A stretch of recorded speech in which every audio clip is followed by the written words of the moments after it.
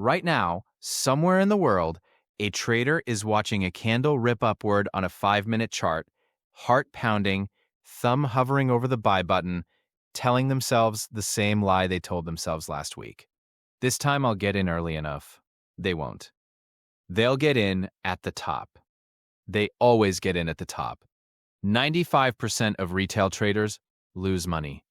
Not because they don't know what a moving average is, not because they haven't read enough books, because of one single behavior that quietly destroys more accounts than bad strategy, bad luck, and bad brokers combined. That behavior has a name. You already know it. FOMO. Today, I'm going to show you exactly why you keep making FOMO trades, what's actually happening in your brain in the 3 seconds before you click buy, and why the 5% who don't do this aren't smarter, braver, or better informed than you. They just stopped playing a game you're still stuck in. You're not stupid. You've read the books.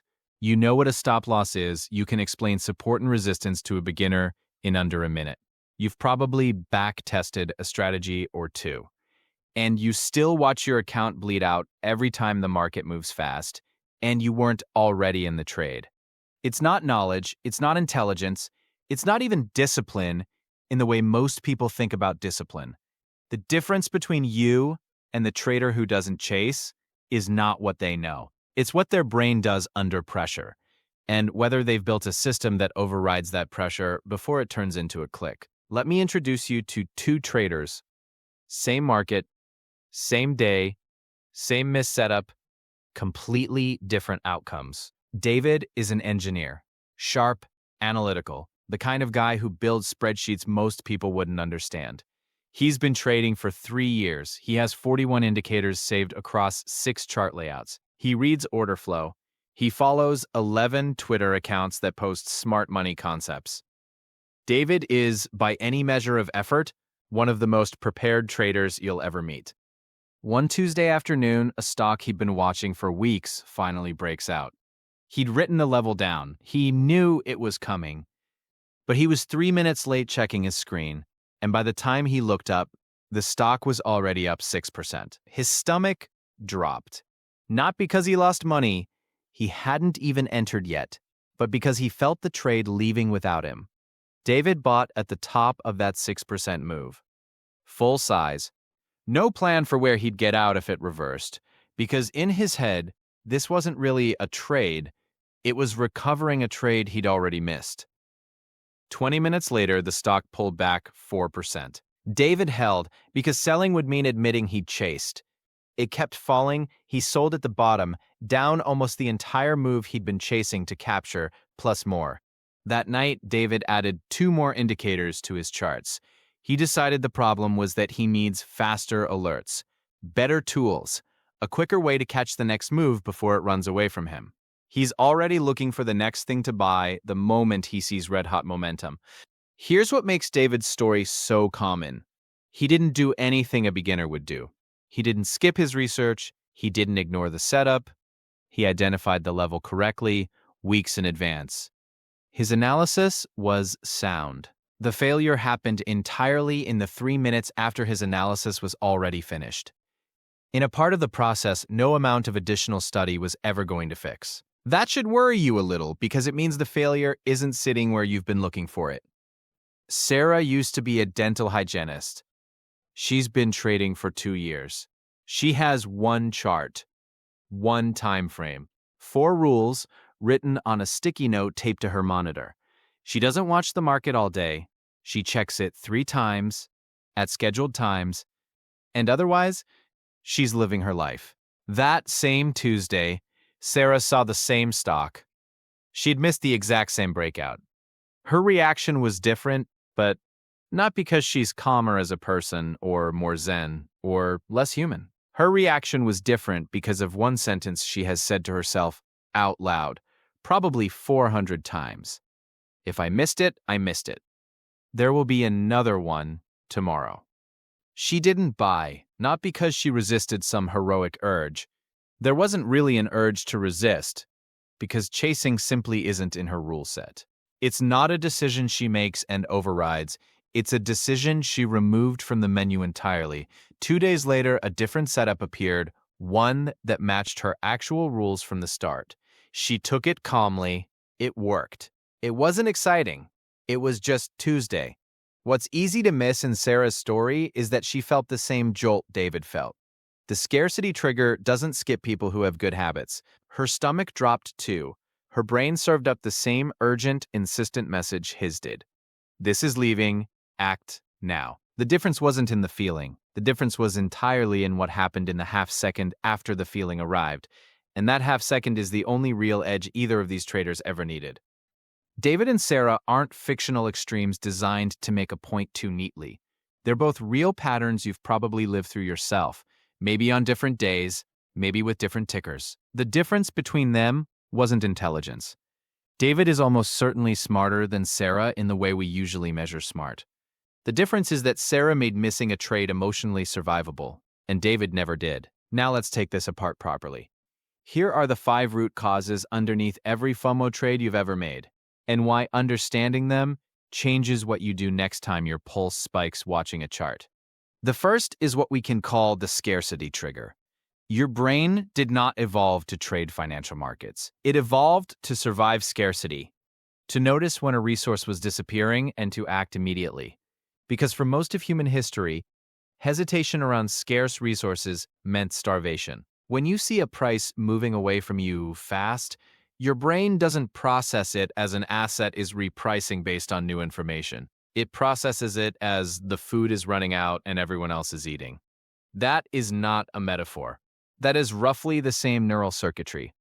The 95% feel that trigger and act on it instantly because it feels like survival, not speculation. The 5% recognize the trigger for what it is: an outdated alarm system going off in response to a modern stimulus it was never built to interpret. They've trained themselves to notice the spike in urgency as information about their own nervous system, not information about the trade. The second root cause is the story of the trade you didn't take. Every missed move gets a story attached to it within seconds. That would have been my biggest winner this month. I called this exact setup 3 days ago. The story isn't really about the money. It's about being right and not getting credit for it. That feeling of being cheated out of a win you deserved is what actually drives the chase, far more than the dollar amount involved. The 95% chase the story. They're not trying to make money on the next trade. They're trying to prove the story about the missed one was correct. And the only way to prove it is to force a new trade into existence immediately. The 5% let the story die. They don't need to be right about the missed trade. They only need to be right about the next one that fits their rules. The third root cause is what traders in the space have started calling complexity as comfort, but with FOMO specifically, it shows up as speed addiction. The more indicators, alerts, and scanners you run, the more opportunities your system surfaces, and the more chances you give yourself to feel that scarcity trigger fire. David didn't build 41 indicators to find better trades. He built them to catch every single move, because missing one, any one, had become intolerable. More tools didn't reduce his FOMO. They multiplied the number of moments per day where FOMO could strike. The 5% do the opposite. Sarah's one chart, one time frame, 3 check-a-day routine isn't laziness. It's a deliberate reduction of exposure to trigger events. She's not missing more good trades than David. She's just not watching 400 mediocre ones scroll past her screen daily. Each one a fresh chance to feel like she's losing a race she never agreed to run. The fourth root cause is the illusion of the last chance. Every FOMO trade carries a hidden, unspoken belief. This specific opportunity, this exact move, will never happen again. That belief is almost always false. Markets are repetitive. Setups recur. The specific stock might not do the specific thing again this month, but the pattern, the type of move, the kind of opportunity, that shows up again and again and again, for as long as you're trading. The 95% trade as if scarcity is permanent. Every missed move feels like the last train leaving the station forever. The 5% trade as if abundance is permanent, not naive optimism, but a working assumption built from actually watching the market long enough to know that next week brings more setups, not fewer. When you believe there's always another train, you stop sprinting after the one pulling away. The fifth root cause, and maybe the ugliest one, is identity protection. Somewhere along the way, you stopped thinking of yourself as someone who trades and started thinking of yourself as a trader. Capital T. That's a bigger shift than it sounds. When missing a move is just missing a move, it costs you nothing but a little regret. When missing a move means a real trader would have caught this.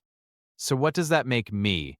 It becomes an attack on who you believe you are. And people will do almost anything, including making objectively terrible decisions, to defend an identity under attack.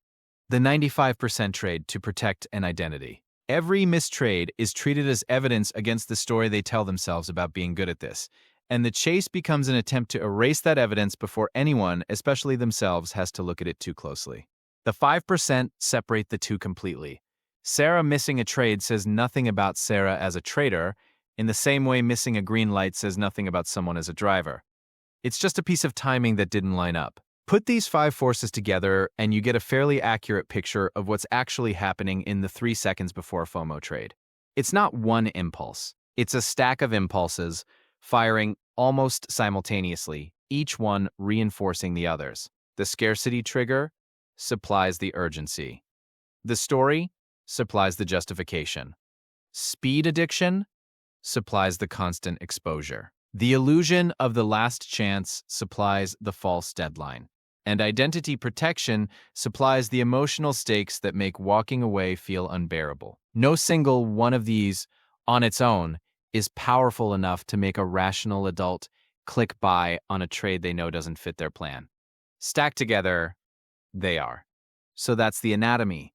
The scarcity trigger, the story of the missed trade, speed addiction from too much exposure, the illusion of the last chance, and identity protection. 5 forces, all firing in the same 3 seconds, all pushing the same thumb toward the same button. Now let's talk about what actually reverses this. Not motivation, not willpower, structural shifts that make the chase mechanically harder to execute than the discipline. Shift 1, build a cooling mechanism into your process, not your willpower. The moment you feel the urge to chase, you are by definition in the worst possible mental state to make a trading decision. So don't ask yourself to make a good decision in that state. Build a rule that removes the decision entirely. A mandatory delay, a written checklist that must be completed before any market order goes in. Anything that inserts friction between the impulse and the execution. Sarah's version of this is simple. She only allows herself to place trades during her 3 scheduled check-ins. If a move happens between check-ins, it's already excluded by design, not by heroic self-control in the moment. Shift 2, decide what good enough looks like before the market gives you anything to react to. Most FOMO trades happen because in the moment the brain is improvising a justification for a decision it already wants to make. If you sit down before the market opens and write in plain language exactly what a valid setup looks like for you today, then any trade that doesn't match that description on paper simply isn't a trade you're allowed to take. No matter how good it feels in the moment, this is the single biggest difference between David and Sarah. David's criteria for good trade bent to match whatever was moving. Sarah's criteria were fixed before she ever looked at a screen. Shift 3, track missed trades as a category and review them without judgment. Most traders never look back at what they didn't take. That's a mistake, because it means every missed trade remains in your memory exactly as big and important as your anxiety made it feel in the moment it happened. When you actually go back and log missed setups over a month, something strange happens. Most of them didn't even work out. The move you were so afraid of missing reversed an hour later.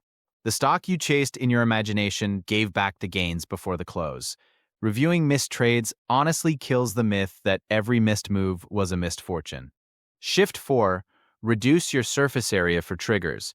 This means fewer charts open, fewer alerts buzzing, fewer scanners running, fewer Twitter accounts posting real-time, look what's moving content into your feed all day. You are not weak for being triggered by constant stimulation.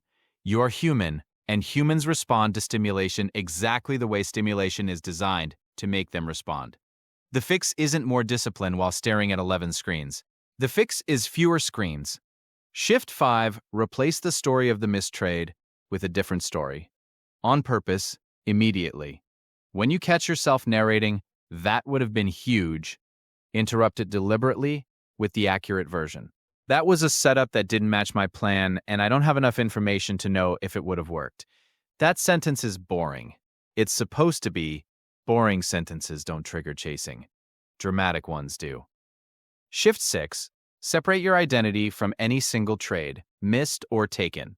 This is less a technique and more a rewiring of how you talk to yourself. Instead of, "I'm a trader who just missed a huge move," try, "I executed my process today, and the process didn't include that move." One version attacks who you are. The other describes what you did. Only one of those leaves room for you to feel calm about tomorrow. Notice something about all 6 shifts. None of them are try harder to resist temptation. Willpower is a terrible long-term strategy against a nervous system reaction that fires faster than conscious thought. What actually works is redesigning your environment and your rules so that temptation has fewer chances to reach you in the first place, and less oxygen when it does. Notice something else too. Every one of these shifts costs you something in the short term. The cooling mechanism will cost you a handful of trades that genuinely would have worked, and you'll know it. And it will sting anyway. The fixed criteria will make you sit out moves that everyone else seems to be catching. That's not a flaw in the approach. That's the price of the approach, paid up front, in exchange for not blowing up the account later. The 95% aren't unwilling to pay this price because they've done the math wrong.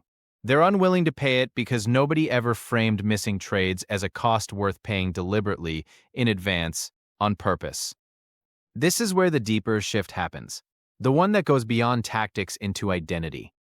The traders who stop chasing don't just adopt new rules, they change what winning even means to them. For the 95%, winning means catching the move. Any move. The bigger and faster, the better the win feels. For the 5%, winning means executing their process regardless of what the market does, and letting the outcomes be whatever they are over a long enough sample size. When you stop being someone who needs to catch every move and become someone who only takes the moves that match your plan, something strange happens to your relationship with the market. It stops feeling like a race you're constantly one step behind in. It starts feeling like a job with a schedule, criteria, and an off switch. That shift alone, more than any indicator or strategy tweak, is what separates traders who survive years from traders who burn out in months. Here's the part almost nobody wants to hear, and it's the part that matters most. Trading without FOMO is boring. Deliberately, intentionally boring. Sarah's trading day doesn't look like a movie. There's no dramatic music, no adrenaline spike, no story to tell at dinner. She checks the market, most days sees nothing that matches her rules, and closes her laptop. If that sounds anticlimactic, that's because it is, and that's exactly the point. If your trading feels exciting, that excitement is very often the FOMO circuit still running underneath the surface, just wearing a strategy's clothes. Excitement in trading usually means uncertainty, size that's too large, or entries that don't match a plan. All the ingredients of a chase just spread out over a slightly longer time frame. The traders who last aren't chasing excitement. They've made peace with the fact that consistent profitability looks, from the outside, almost identical to doing nothing at all. There's a reason this truth is so hard to accept. Nobody gets into trading because they dreamed of a quiet, uneventful hobby. Most people arrive chasing the opposite. The fast car, the screenshot of a six-figure account, the story of catching a move nobody else saw coming. Boredom feels like a betrayal of that original dream. But the traders who actually reach the six-figure account are, almost without exception, the ones who let go of the dream of excitement first. The dream doesn't die because you stop wanting it. It dies because you finally notice that wanting it is what was blowing up your account the whole time. So think back to David and Sarah. A year after that Tuesday, David has blown through 2 more accounts. He's convinced the market is rigged against retail traders, that the algorithms are hunting his stops, that he just needs one more tool to finally get ahead of the moves he keeps missing. He's not wrong that he keeps missing moves. He's wrong about why. Sarah, meanwhile, is still checking her one chart 3 times a day. Her account isn't growing in some spectacular hockey stick curve you'd see in an advertisement. It's growing slowly, with small drawdowns and smaller wins, compounding quietly in a way that will look, after enough years, exactly like the kind of result David has been chasing this entire time through faster indicators and bigger position sizes. Same market, same 12 months, same number of missed opportunities, because missed opportunities happen to every trader every single day, forever. The only real choice you have, the one you'll face again the next time a chart rips upward while you're mid-sentence in a conversation that has nothing to do with trading, is whether you're going to keep proving David's story right or start living Sarah's. The market will keep moving without you constantly. That was never going to change no matter how good your tools get. The question worth asking isn't how to stop missing moves. It's whether you can finally make peace with missing them, because the traders who've made that peace are the only ones left standing long enough to catch the moves that actually matter.